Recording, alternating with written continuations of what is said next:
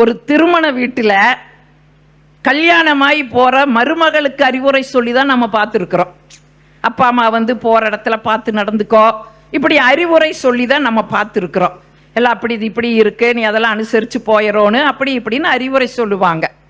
இந்த திருமண வீட்டில் மாமனார் மருமகனுக்கு அறிவுரை சொன்னார். மருமகன் கையை பிடிச்சிட்டு, மருமகனே, உங்களுக்கு நான் ஒரு வரலாறை ஞாபகப்படுத்துகிறேன், சிலப்பதிகாரத்தை நான் உங்களுக்கு நினைவுபடுத்துகிறேன், மருமகனே சூதானமாக நடந்துக்குங்கன்னு ஒரு அறிவுரை சொன்னார். என்ன சொன்னாரு? மரத்தின் கிளை முறிந்து விழுவது போல கோவலனுடைய தலை மண்ணிலே உருண்டது. கண்ணகி தெய்வமானாள், மாதவியும் மணிமேகலையும் துறவரம் பூண்டார்கள். நெடுமரம் சாய்ந்தது போல் நெடுஞ்செழியன் விழுந்தான், மனைவியும் உடன் இறந்தாள். இத்தனையும் எதனால் நடந்தது மருமகனே? இத்தனையும் எதனால் நடந்தது? மனைவியுடைய நகையை அடமானம் வைத்ததால் அல்லவா நடந்ததுன்னார். என்ன சொல்ல வர்றாரு? மவனே, எங்காச்சும் கொண்டு போய் அடமானம் வச்சேன்னு வையே, நீ காலி. ஒரு 4 வரியில ஒரு வாழ்க்கைய சொன்னார். எல்லாம் சிந்திக்க தொடங்கிட்டாங்க, தப்பு கிடையாது. ஆனா சிந்திக்க தொடங்கிய மனிதன் இன்னைக்கு சிரிக்க மறந்துட்டான். அதுதாங்க இன்னைக்கு தலைப்பு என்ன கொடுத்துருக்கிறீங்க? மகிழ்ச்சி எனும் மத்தாப்பு. இந்த மகிழ்ச்சி அப்படிங்கிறத நம்ம என்ன கடையிலேயே அங்க வாங்க முடியும்? கடையில் கிடைக்கிற பொருளா? ஏன் அது கூட பரவாயில்லைங்க. தென்கட்சிக்கோ சுவாமிநாதன் ஐயா தான் ஒன்று சொல்லுவார். அதாவது இன்னைக்கு இந்த சிரிப்பை கூட எப்படி மாற்றி வச்சிருக்கிறாங்க, மரியாதை குறைவுங்கிற இதில் மாற்றி வச்சிருக்கிறாங்கன்னு தென்கட்சி ஐயா தான் சொல்லுவார். அன்னைக்கெல்லாம் கஷ்டங்கள் அப்படின்னு ஏதாச்சும் வரும்போது ஒருத்தர் 2 பேர் நான் தவம் இருக்க போகிறேன் அப்படின்ட்டு போயிடுவாங்க. இன்னைக்கு தினந்தோறும் வீட்டில் தியானம் பண்ண வேண்டிய ஒரு சூழல். ஏன்னா அத்தனை மன உளைச்சல், சிரிக்கிறதே கிடையாது. ஒரு கணக்கெடுப்பு சொல்லிச்சா, ஒரு 6 மாத குழந்தை ஒரு நாளைக்கு 200 முறை சிரிக்கிறதா. 6 மாத குழந்தை ஒரு நாளைக்கு 200 முறை சிரிக்கிறது. மனிதன் ஒரு நாளைக்கு 15 முறைதான் சிரிக்கிறான். 200 முறை சிரித்த அந்த குழந்தை பெருசாக ஆக ஆக சிரிப்பு குறைந்து குறைந்து இன்னைக்கு 15 முறை தான் நம்ம சிரிக்கிறோமா.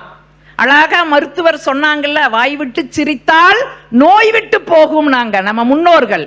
அதனாலதான் பாரதியும் கூட எழுதுனா, எந்தையும் தாயும் மகிழ்ந்து குழாவி இருந்தது மின்னாடே, அதன் முந்தைய 1000 ஆண்டுகள் வாழ்ந்து மறைந்தது மின்னாடேன்னு சும்மா எழுதலீங்க. அவ்வளவு மகிழ்ச்சியா நம்ம இருந்திருக்கிறோம். இன்னைக்கு அந்த மகிழ்ச்சியா இருந்த இதுல நம்ம இன்னைக்கு சிரிக்கணும் அப்படின்னு சொன்னா காசு கொடுங்கிற சூழலுக்குள்ள நம்ம மாறி போயிருக்கிறோம். அதை என்ன பண்ணிருக்கு? அது முதலாளி முன்னாடி ஒரு தொழிலாளி சிரிச்சா மரியாதை குறைவுன்னு கொண்டு வந்துட்டோம். ஒரு ஆசிரியருக்கு முன்னால மாணவன் சிரிச்சா மரியாதை குறைவு, கணவன் முன்னால மனைவி சிரிச்சா மரியாதை குறைவு, ஒரு ஆபீசர் முன்னாடி ஒரு வாட்ச்மேன் சிரிச்சா மரியாதை குறைவுன்னு சொல்லி இன்னைக்கு சிரிக்கிறதையே நம்ம மாத்தி போட்டிருக்கிறோம். அப்ப சிரிப்பு அப்படிங்கிறது நமக்கு வெளியில கிடைக்கிறது இல்ல, நமக்குள்ள இருக்குது. அதை நம்ம ரசிக்க பழகணும். ஒன்னும் இல்ல, எனக்கு ஒரு ஆள் தான் கைதட்டினார்.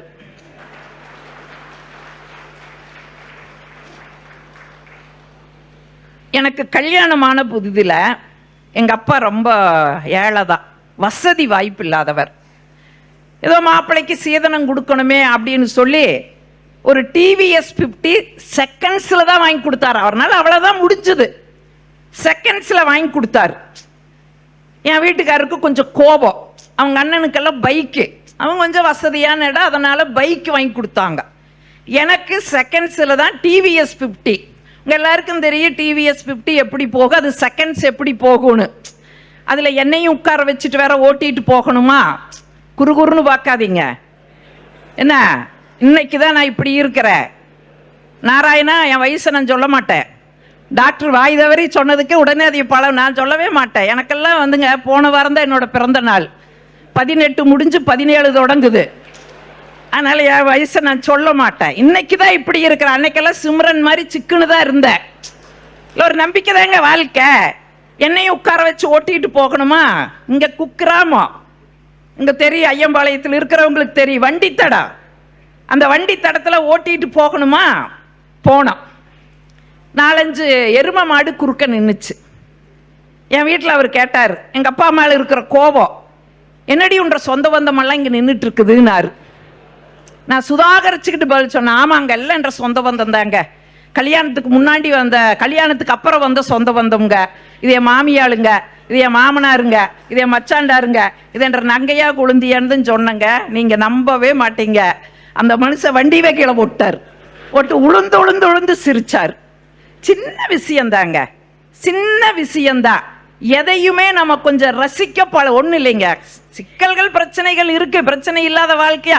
நல்ல பேராசிரியர், கல்லூரி பேராசிரியர், சுகுணா ஆர்ட்ஸ் சயின்ஸில் நான் தமிழ் துறை பேராசிரியர். எவ்வளவு அனுபவிச்சுட்டு இருக்கிறோம் தெரியுங்களா? இன்னைக்கு ஒரு காலகட்டங்கள் எல்லாம் அடிச்சா அதெல்லாம் இருந்தது. இன்னைக்கு அடிக்கவும் கூடாது, மிரட்டவும் கூடாது.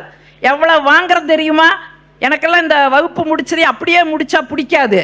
இந்த அறிஞர் அண்ணாவுடைய அடுக்குமொழி ரொம்ப பிடிக்கும். அடித்தது மணி, ஓய்ந்தது என் பணின்ட்டு தான் முடிப்பேன். கடைசியில் ஒரு சனி வரும், விட்டது சனி அப்படிங்கும். ஏன் கல்லூரியிலேயே ரொம்ப ஸ்ட்ரிக்டான பேராசிரியர் நான் தாங்க. செல்போன் வச்சிருந்தா அனுமதிக்க மாட்டேன், வாங்கி நான் வச்சுக்குவேன். வருஷ கடைசியில் உங்க அப்பா அம்மா என்கிட்ட வந்து வாங்க சொல்லி போடா, விரட்டி விட்டுருவேன். இந்த கொரோனா வந்துச்சுல, அத்தனை செல்போன் என்கிட்ட. ஏ வாடா, வரமாட்டேன். ஏ வந்து வாங்கிட்டு போய் என் வகுப்புக்குள்ள வாடா, அப்பதான் எனக்கு சம்பளம் தருவாங்க. வேண்டாங்க மேடம், எல்லாம் உங்ககிட்டயே இருக்கட்டு. வருஷ கடைசியில் எங்க அப்பா நான் தாட்ட கொடுங்கிறான்.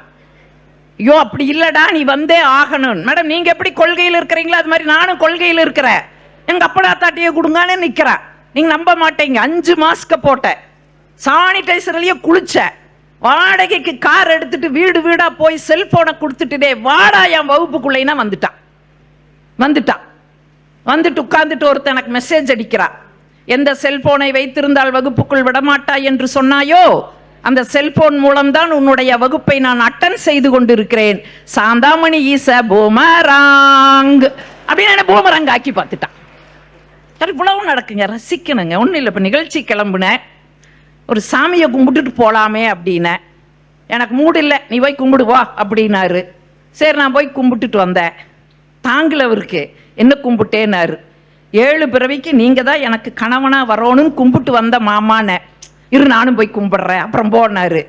மூடு இல்லைன்னு சொன்னீங்க, நீ மூடை கிரியேட் பண்ணிட்ட, இரு போய் கும்பிட்டு வர்றேனாரு. போய் கும்பிட்டு வந்தார். என்ன மாமா வேண்டினீங்கன்னு. மாமனுக்கு இதுவே 7வது பிறவியா இருக்கணும்னு வேண்டினேன்னாரு. அவரோட பாடு அவருக்கு இல்லைங்களா? இதையெல்லாம் நம்ம இதை ஒரு கஷ்டமா நினைச்சோன்னு வைங்க, எல்லாத்தையுமே நம்ம ரசிக்க பழகிட்டோன்னு வைங்க, இதுக்குள்ளதாங்க நம்முடைய வாழ்க்கையின் மகிழ்ச்சி இருக்கு. இப்ப நான் ஒன்றும் இல்லை, இப்போதான் எங்களோட மாடல் எக்ஸாம் முடிஞ்சுது. எல்லாம் பேப்பர் திருத்தி எல்லா மாணவர்களுக்கு கொடுத்தேன். பெரும்பாலும் பெண் பிள்ளைகள் தான் அதிக மதிப்பெண். நீங்கள் +2 தேர்வாக இருந்தாலும் 10th இருந்தாலும் அதிக மதிப்பெண் எல்லாம் பெண்கள் தான் வாங்குறாங்க. நான் பையன்கிட்டையும் கூட கேட்பேன், என்னடா உனக்கு கஷ்டம், எல்லாம் பெண் பிள்ளையே வாங்கிட்டு இருக்குது, உனக்கு வாங்குறதுக்கு என்னடா கஷ்டம்? அவன் கேட்பா, மேடம் என்ன போட்டிருக்குது, மதி பெண்கள்னு தானே போட்டிருக்குது, நீங்க மதி ஆண்கள்னு மாத்துங்க, நான் வாங்கி காட்டுறேங்கிறா. அடப்பாவி நீ வாங்காததுக்கு இது ஒரு குற்றமாடான். அதுல இன்னொருத்தன் சொல்றான், மேடம் கல்வி கடவுள் யாருன்னா சரஸ்வதின. சரஸ்வதி ஆனா பெண்ணான்னா பெண்ணுன. அப்போ ஒரு பெண்ணுக்கு ஒரு பெண்ணு தானே உதவி செய்வா, ஆண்களுக்கு எப்படி உதவி செய்வான்னு ஒன்றும் இல்லைங்க. பேப்பரை திருத்தி கொடுக்குறேன். பெண் பிள்ளைகள் எல்லாம் பார்த்தா 80, 85, 90, 95. அதுல அமுதான ஒரு பிள்ளை என் வகுப்புல 95 வாங்கிட்டு அப்படியே அழுகுது. ஏங்க 95 வாங்கினவங்க சிரிக்கணுமா இல்லையா? அழுகுது. முருகேச 5 மார்க்கு கொடுக்கிற சிரிக்கிறா. எனக்கு பொறுக்க முடியல. அழுக வேண்டியது சிரிக்குது, சிரிக்க வேண்டியது அழுகுது. ஏ அமுதா என்ன உனக்கு 95 வாங்கிட்டீங்களன்னு? இல்லைங்க மேடம், இன்னொரு 5 மார்க் வாங்கியிருந்தா 100 வாங்கியிருப்பேன் மேடம், எங்க அப்பா நான் அதான் பெருமையா இருக்குன்ட்டு அது அழுகுது. அங்க பாக்குற ஹிஹிங்கிறா. உடம் முருகேசா அங்க பாரு 95 வாங்கிட்டு அமுதா அழுகுது. 5 வாங்கிட்டு கெக்க புக்க நிசிக்கிற. வெக்கமா இல்ல என்ன போட்ட உனக்கே வெக்கம் இல்லை, நானே வெக்கப்படவும்ட்டான். நீங்க கோவிக்க முடியுமா? கோச்சிட்டு அடுத்த நாள் அவனை நான் தண்டிக்க முடியுமா? அடுத்த நாள் வகுப்புக்கு போய்த்தான் ஆகணும், அவனுக்கு பாடம் நடத்தித்தான் ஆகணும்.